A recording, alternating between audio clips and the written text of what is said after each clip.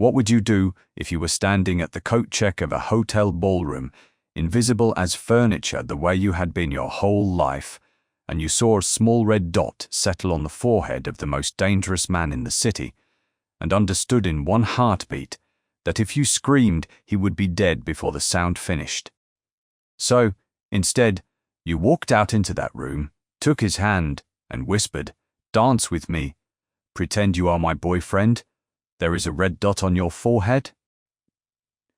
She had about 4 seconds, and she did the arithmetic without knowing she was doing it. 4 seconds to decide whether to be the sort of person who calls out, or ducks, or stands frozen with a hand over her mouth while a man dies in front of her, or the sort who walks into the open in a borrowed dress and lies with her whole body. She had never in her life been brave. That is what she would tell people afterward, and she would never make them believe it. This is a story of hidden worth, of a woman the world had never looked at directly, and of the ruthless man who discovered that the person who saved his life was the one nobody in that ballroom could have named. Tessa Hollis had spent 31 years being scenery. She was soft and generously curved, with a round, watchful face and a way of standing very still that people mistook for having nothing to say, and she worked the coat check at a hotel on the harbour, possibly the most invisible job that exists. 300 people a night handed her their coats without looking at her, and she had done it for 6 years. She had grown up, the youngest of 5, in a loud house where the others were funny and quick, and she was the one who watched. And she had absorbed the family's affectionate verdict, which was that Tessa was lovely but a bit of a wallflower, and had built her entire adult life inside that sentence. What none of the 300 people a night who handed her their coats ever bothered to discover was what Tessa actually did all evening. Because Tessa Hollis watched. It was not a skill anybody taught her, and she would not have called it one. It is what you do when you have spent 6 years at the edge of rooms full of people who never look back. She knew on any given night who had arrived with whom and left with somebody else, who was frightened of whom, which of the men checking their coats had a shoulder holster, and which only wanted people to think so. She knew who watched the doors. She had never mentioned any of it to a living soul, because nobody had ever asked a coat check girl a single question in her life. And on the night everything changed, she was at her counter at 10:30, looking through the archway into a ballroom full of the most powerful people on that coast, when she saw a red dot come to rest on a man's forehead. Enrico Falco was the reason rooms had temperatures.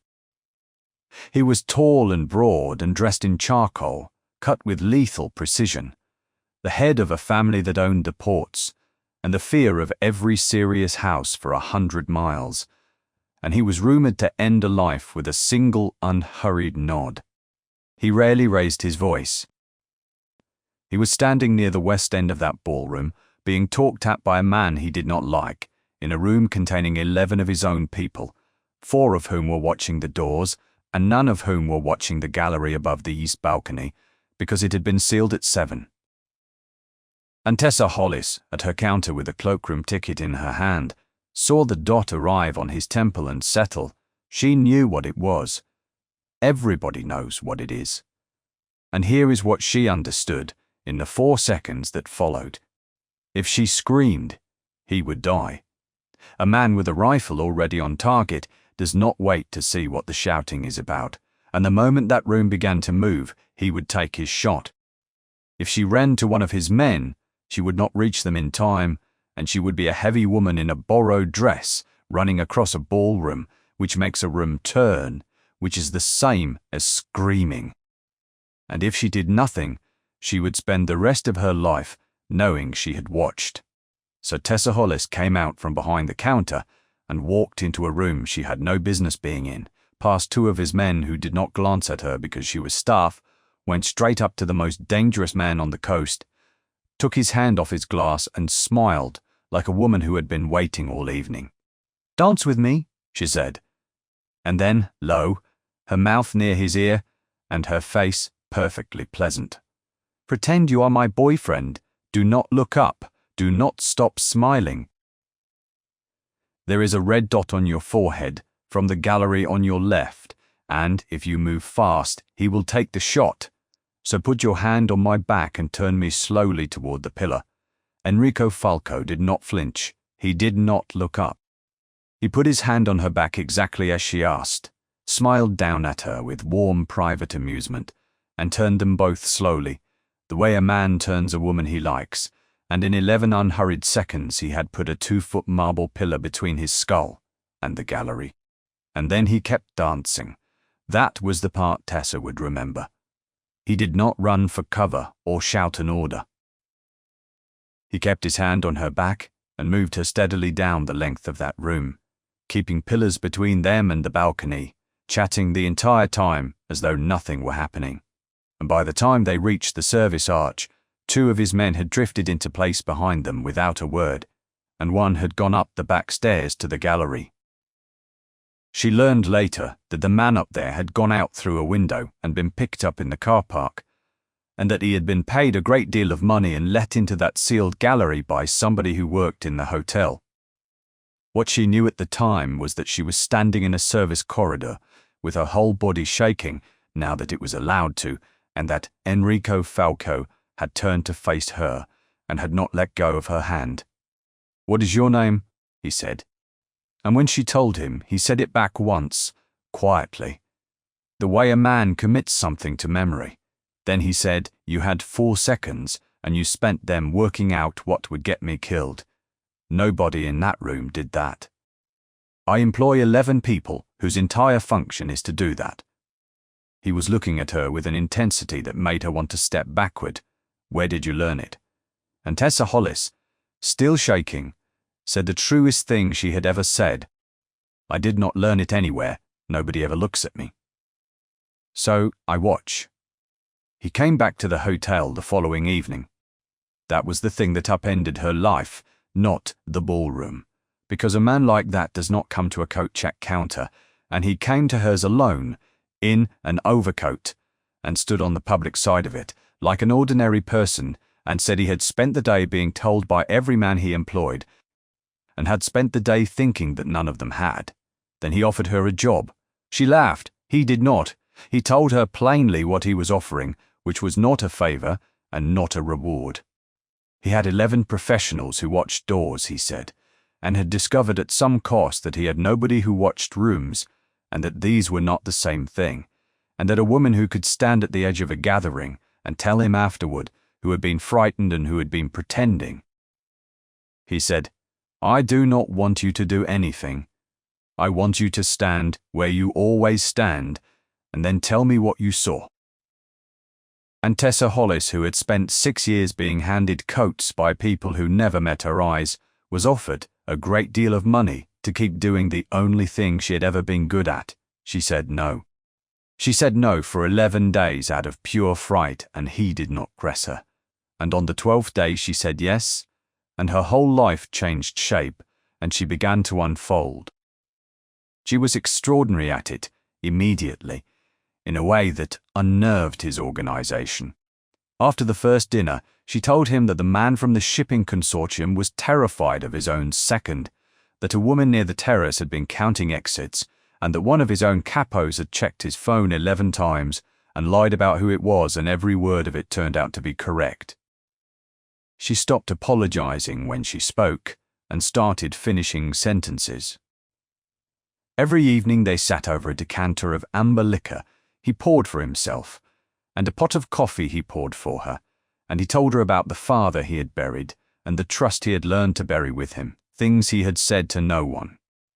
He learned she flinched at raised voices and softened at kindness, and it made him want a quiet word with a loud family who had decided when she was 9 that she was the wallflower. And one night at her door his hand rose to cradle her jaw, his thumb brushing her cheek, and he said, "Tell me to stop," and Tessa, who had never once been asked for anything, said, "Do not," and he murmured good night into her hair like a man saying something sacred, "Bellezza," and left her standing there with her heart going like a bird. But Tessa, being Tessa, had never stopped thinking about a sealed gallery and a locked window, and it would not let her rest. The cruelty came at a formal gathering, and it arrived in diamonds. Enrico had brought Tessa in a gown of deep sapphire that celebrated every curve she had spent 31 years being told to disguise, and midway through the evening, a sleek woman named Antonella, who had spent 2 years positioning herself to become the next Signora Falco, cornered her by the tall windows with an audience in tow. "Oh, the coat girl," Antonella said brightly, loud enough for the room, letting her eyes travel over Tessa's body with theatrical sympathy. The heroine of the hour. She smiled like a blade. And it was heroic, truly. But understand what a story like that actually is. He owes you, and a man like Enrico cannot bear to owe anybody, so he pays. That is what you are. A debt being serviced. And when it is paid, he will want a woman who belongs in this room, and nobody, and I do mean nobody, looks at a fat girl who hands out cloakroom tickets and sees a wife. The temperature in the room dropped 20 degrees. And the old Tessa would have absorbed it, agreed, and gone quietly back to the edge of the room where she was comfortable. But something had been rebuilt in her, and she did not lower her eyes. "You are right that I handed out cloakroom tickets," Tessa said, her quiet voice carrying with perfect clarity. "For 6 years, 300 coats a night, and not one person looked at my face." She tilted her head. "Which is how I know, Antonella, that you arrived at 9 minutes past 8 and stood alone by the east door for 4 minutes before anyone spoke to you, that you checked the gallery stairs twice, and that on the night of the ballroom you were standing exactly where you are now, and that you did not look up either. Most people look up when something happens.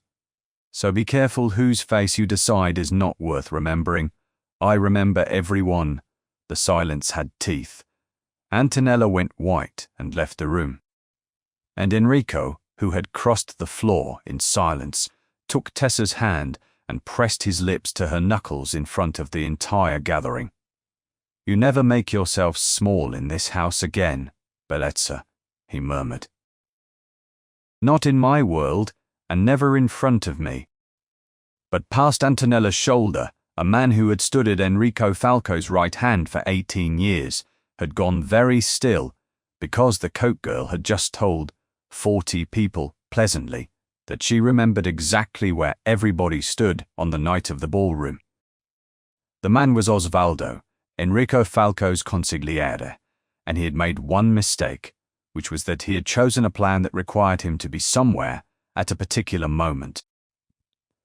For 2 years, Osvaldo had been arranging to hand the family to a rival house, and the ballroom was the whole of it.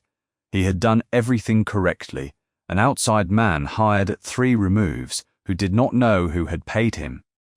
A gallery checked and sealed at 7 and unsealed at 9:30 by a hotel employee who believed he was letting a photographer in. Nothing written, no calls that could be traced, and after the failure he had grieved beautifully and led the investigation himself, which is a thing a certain kind of man does. And it had all worked perfectly, except for one detail that never once occurred to him in 8 months, which was that at the exact moment the shot did not happen, Osvaldo had not been looking at Enrico, he had been looking at the gallery. Because he knew, and he wanted to see. And there was a woman at the coat check counter who had spent that evening watching a room the way she watched every room, and who had noticed, without understanding it at the time, and without ever forgetting it, that when the most dangerous man on the coast began to dance, exactly one person in that ballroom turned his head the wrong way. Osvaldo smiled, thin and cold, and began, very quietly, to plan. It was the last mistake he would ever make as a free man. Tessa brought it to Enrico that night, and she brought it the way she brought everything, plainly and with the certainty of a woman who did not guess about rooms, but simply remembered them. She had not gone looking for it. It had come back to her in pieces over 8 months, and she had spent 3 weeks quietly checking herself, because she was not a person who trusted her own importance. She told him that on the night of the ballroom, when he began to dance with a coat check girl, the entire room did what rooms do, which is look at the unusual thing, and that she had been facing all of it and had seen every face turn toward them, except one. Osvaldo had been standing by the north column, and he had turned toward the gallery, and he had stayed turned for perhaps 3 seconds, and then he had turned back and had looked, she said, extremely angry for a man watching his boss enjoy himself. She told him about the hotel too. She had worked in that building 6 years and knew the staff, and the man who unsealed that gallery had been sacked and not prosecuted, which struck her as strange, and when she went to see him, quietly, as a former colleague, and not anybody's employee there. He told her he had been asked to do it by a man who came to the hotel 3 days earlier, and showed him a card with the Falco name on it, and he described the man. And the description was not of a stranger. She laid it out on the table without drama, in order: the turned head, the 3 seconds, the sacked employee, the description, and Enrico Falco went very still, and then he did the thing that undid her completely. He believed her instantly. He did not ask her twice. He did not send a man with a title to verify what a coat check girl had said. He looked at a case built entirely out of which way a man's head had been facing, assembled by a woman his entire world had handed its coats to without looking at her, and said quietly, "Osvaldo." "Yes," said Tessa. Then he took her face in his hands and said, "If I move on him and he sees it coming, he will not come at me, he will come at you, because there is no document and no recording and no money to follow. Only what you saw." Neither of them knew. Osvaldo had already made that decision. The house went dark at 2:30. Tessa was awake because she had not slept properly since the ballroom, and the power died and took the lights and the alarms with it, and every instinct 31 years of standing at the edges of rooms had honed screamed that something was catastrophically wrong. Enrico had been drawn out at midnight to a meeting she now understood was a fabrication. And Tessa, sitting up in the dark, knew with terrible certainty that they had come while he was away, and that they had come for her because she was the only evidence. She did not scream, she did not faint, she did not run. She thought, cold and clear, the way she had thought in 4 seconds in a ballroom 2 floors below. A door came in, and Tessa Hollis did the thing no one in that house, friend or enemy, had thought to account for, because she was not a fighter and had never pretended to be, and what she had instead was 6 years of standing still in a building full of moving people, which taught her one thing above all others. She did not run. She did not hide in a wardrobe, or under a bed, or behind a locked door, because a locked door tells a man exactly where you are, and a wardrobe is the second place anybody looks. She went out into the corridor, in the dark, unhurried and silent, past the room they were about to search, and down the back stairs the staff used, into the small pantry where the wired phone hung on its own line, and got one message out. And then she did the thing that would be told about that house for years, which was that she went and stood in the laundry among racks of coats belonging to a dozen men in the dark, absolutely still, a row of wool between her and the room. Pra. And stayed without moving for 19 minutes while armed men went through that wing looking for a woman 6 feet away from 2 of them. She did not move when one of them swept a torch across the racks, or when he stood close enough that she could hear him breathing. She had spent 6 years being invisible in rooms full of people. She simply did it on purpose. And then they moved on and up, and she heard in the corridor outside one man who was not searching at all, standing quite still, because he had understood something the others had not. "Tessa," said Osvaldo pleasantly, into the dark. Clever girl. He did not move. You are not hiding. I have watched 3 men walk past you tonight because you are doing exactly what you did for 6 years in that hotel. Do you know, I have spent 18 years being the most careful man in this organization. Nothing written, no calls. An outside shooter hired at 3 removes who could not name me under torture. And I am standing in a dark house at 2:30 because a woman who hands out coats saw me look the wrong way for 3 seconds. But you have made a mistake tonight. You have nothing but your own word, and when this is finished, it is a coat check girl's story against mine. And I have 18 years, and you have 8 months. And Tessa Hollis, standing absolutely motionless among a rack of other men's coats, did the one thing he never expected, because she had never once been the harmless thing he took her for. She spoke. You are right that it was my word, she said. Silence. Which is why I stopped relying on it 6 weeks ago, she said. The man from the hotel gave a dated statement to a solicitor describing who came to him with a Falco card, and he picked you out of 9 photographs, and I was not in the room when he did. And the hotel's service log shows the gallery unsealed at 9:31 on the instruction of a visitor who signed the book, because that building makes everybody sign the book, including you, 3 days earlier. She let that settle in the dark. You spent 2 years making sure there was nothing to find, and then you signed a hotel visitor's book in your own hand, like an ordinary man, because it never once occurred to you that anybody would ever check, because the only people who look at that book are the staff. Osvaldo said nothing at all, which was the closest thing to a concession she would ever get. And in that silence, the gates below came inward with the tortured shriek of an engine pushed past its limits. Enrico had come home. Time seemed to fracture. Noise erupted below, brief and brutal and absolute, and Osvaldo turned toward it, which was the second time in 8 months he had turned his head at exactly the wrong moment, and Tessa, who had been standing still for 19 minutes, and knew where every rack and doorway in that laundry was, talked out of the other end of it and along the service passage and up into the light, and the corridor above flooded with torches, and Enrico came through them soaked in rain, his eyes wild and searching.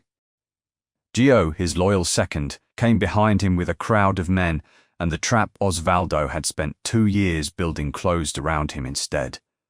Enrico had him against the wall by the throat before he could speak. 18 years, he said. You watched a man put a light on my head in a room you arranged, and when a woman remembered which way you were looking, you came into my house for her. Then he turned his head, and the murderous cold in his eyes dissolved into raw, naked fear, and he released Osvaldo to Gio's men and crossed to Tessa in 2 strides. His hands moved frantically over her arms, her face, her shoulders, checking for any harm to what was his. Are you hurt? He demanded, his voice cracking. Did he touch you? Look at me. Breathe. Tell me. I am fine, Tessa said, steady even now. Her fingers curled into his soaked coat. I stood in the laundry for 19 minutes, and 3 of them walked past me. One put a torch on the rack I was behind and looked straight at me. She let out a breath that was almost a laugh. I have been invisible in nicer clothes than this. And Enrico Falco let out a broken, disbelieving sound into her hair, then framed her face in his shaking hands and looked at her the way no one in her whole overlooked life ever had. You extraordinary woman, he breathed. 18 years he stood at my shoulder, and my organization looked for money in telephones, and you had him from 3 seconds of a man's head turning the wrong way. And then his voice cracked open entirely. Do you know what I understood in that ballroom? He said hoarsely. 200 people would have seen what you saw if a single one of them had been looking at anything except who was worth talking to. And a woman came out from behind a counter and lied to a whole room with her body to keep me alive, and I did not know her name, He pressed his forehead to hers. "You told me to dance, bellezza. I have not stopped." Osvaldo, who had smiled at Enrico Falco for 18 years while arranging his death, learned the price of underestimating her before the week was out. Enrico did not act in blind rage. He let Tessa lay the whole of it before the families, the sealed gallery, the sacked employee, the dated statement, the photograph identification, the visitor's book with a signature in it, and the small, unanswerable fact of a man who turned to look at a balcony 3 seconds before anyone else had a reason to. All presented by a woman that world had handed its coats to for 6 years, and when the houses had seen it, and the rival family that paid for the ballroom was exposed with him, Tessa did not counsel death. "You do not need to make him a martyr," she said quietly. "You need to make him nothing." So they did it her way. Osvaldo was stripped of everything and cast out alive, and what followed him for the rest of his life was not the treason, but the manner of it. Because the story went round every family on that coast within a month, and it was always the same, that Osvaldo, who was so careful, had been undone by the coat check girl, and there is no coming back from being that story. He was not destroyed, he was simply, permanently, a joke, and the old men agreed that was considerably worse. And Antonella, who had said that nobody looks at a fat girl who hands out cloakroom tickets and sees a wife, found that her 4 minutes alone by the east door became a question serious people asked in earnest, and spent a long and humiliating season explaining an evening she could not explain. And afterward watched from the far end of every table, Tessa now sat at the head of Kekta. A year later, on a bright morning washed gold with sun, Tessa Hollis stood at the head of a long table in a house above the harbour, running a security review that 11 professional men listened to without interrupting once, and she did not stand at the edge of rooms anymore. She wore rich colours cut to celebrate every curve she had spent 31 years being told to disguise. Enrico came in and stopped, simply to watch her work. "You are staring," she said, without looking up from her notes. "I will never stop," he said, crossing to her. "Do you know what I understood that night?" he said quietly. "Not when you warned me. Afterward, when I asked where you had learned it, and you said nobody ever looks at you. So you what?" He lifted her hand and pressed his lips to her knuckles. "Your family decided when you were a child that you were the quiet one. Bellezza and 300 people a night handed you their coats and never saw your face, and every one of them was standing in a room with the most observant person in this city." She looked up at the man the whole coast feared, who bowed to no one, and yet bowed entirely to her, and for the first time in her life, she believed she was exactly enough. She had spent 31 years being scenery, agreed upon affectionately by everyone who loved her as the wallflower handed coats by 300 strangers a night, who could not have described her 10 seconds later, and she had proven every last gentle dismissal wrong, because the thing nobody ever thought to ask her about, the simple habit of watching a room nobody watched her in, had saved an empire and a life. She had walked out from behind a counter with 4 seconds to spend and told the most dangerous man in the city to dance with her.